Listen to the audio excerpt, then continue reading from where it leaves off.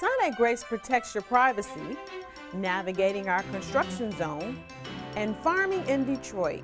These stories and more coming up next on Sinai-Grace Today. Hello, I'm Melanie Moss. Protecting patients' privacy is a big deal at Sinai-Grace. You might think that because your medical records are saved on the computer, that anyone can look at it at any time, but that's not true. At the DMC, we value patient confidentiality and privacy. We monitor for inappropriate breaches of your medical records since we do have an electronic medical record. We monitor for any patients or employees who have the same address, for coworker snooping, supervisor snooping, and VIPs. And our VIPs are not necessarily celebrities, but also our employees and family members. And if we do find inappropriate breaches, we send them to HR and to the supervisor for investigation. And if it comes back that yes, it was inappropriate, then disciplinary action is taken by HR, which could be final warning or up to and including termination for the employee. It's not always easy to get around here at Sinai-Grace, but you're not being given the runaround. Construction has moved from prep work to actual work on the building. And the first stop is the emergency department. Welcome to our new emergency department here at Sinai-Grace Hospital. By 2014, when it's all said and done, we're going to have over 100,000 square foot of space for families and patients to enjoy. Not much has changed for the emergency department right now.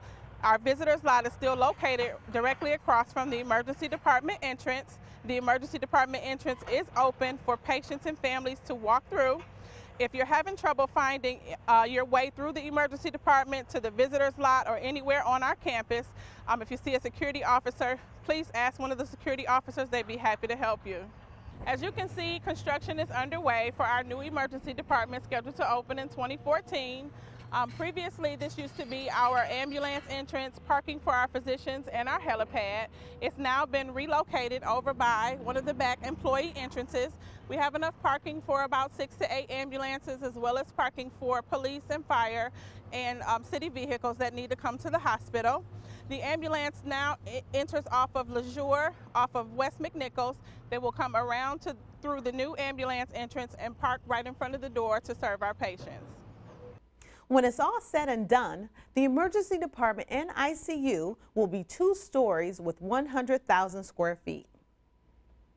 Kidney failure in Detroit is 2.6 times higher than the national average, directly tied to unhealthy lifestyles and poor eating.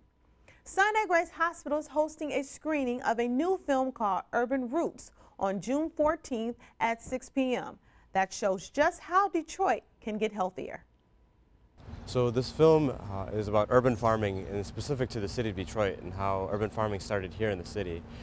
The need for urban farming is for increased access to healthy fruits and vegetables for the people of the city of Detroit.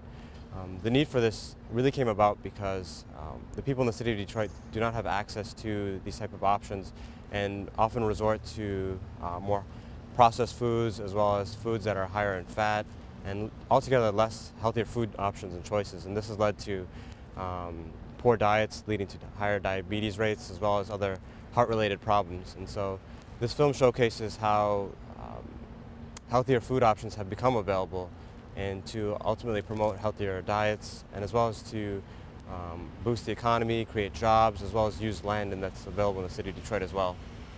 To reserve your seat in the auditorium, call 313-966-3150. The DMC is getting great response to its Women's Health Empowerment Series on June 16th. Experts in women's health issues will be on hand. Lesley Harding has a preview of some of the information you'll hear. Like it or not, it's something every woman's going to experience: menopause. The average age of menopause is 51, but many women start experiencing symptoms in what's called peri-menopause. Menopause is a natural progression of life, and the average age is 51, and it's when the ovaries start to kind of shut down. So we start decreasing estrogen use.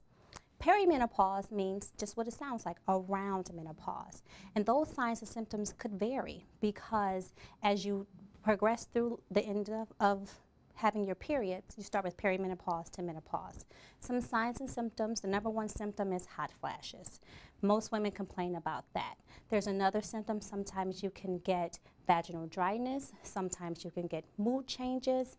There's a lot of different things that you can happen, but mainly menopause and perimenopause is a natural progression of life. Perimenopause, you can have some irregular bleeding, you could have heavy bleeding, you can miss periods at a time. Sometimes you can have a period for 2 months long and then not have one for 3 months. The definition of menopause is 1 full year without periods. So it's really actually a definition versus how am I feeling about it. If you're experiencing bleeding between periods, don't ignore it. Get it checked out. I asked the expert, Dr. Dara Maurant, an OBGYN, what an ovarian cyst is. Women have cysts all the time, okay, and it's specifically on our ovaries. That's how we ovulate. That's how we release an egg. We can release an egg through a cyst. We have different types of cysts, and they could be benign, meaning non-cancerous, all the way up to they could be something cancerous. So when someone has a cyst, we need to, as the physician, investigate further as to what type of cyst it is. The word cyst itself just means a fluid-filled cavity. For more great information on managing menopause and other women's health issues, join us on Saturday, June 16th from 10 a.m. to 2 p.m. for a Women's Health Empowerment Series at the Community House in Birmingham. The event is free and open to all, so bring a friend. Call 1-888-DMC-2500 to register.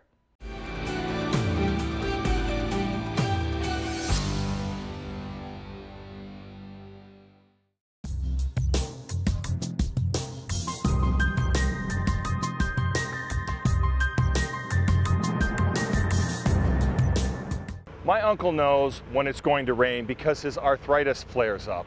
Is this true or a myth? A lot of times it is true.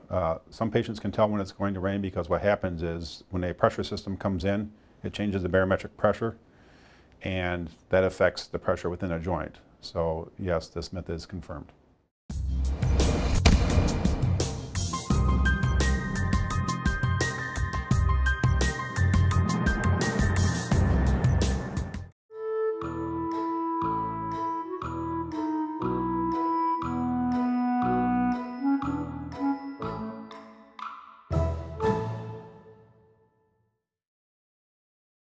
That's all for this edition of Sinai-Grace Today. Remember to follow us on Facebook and Twitter. And as always, you can watch every edition of our show by going to our Sinai-Grace Today YouTube channel.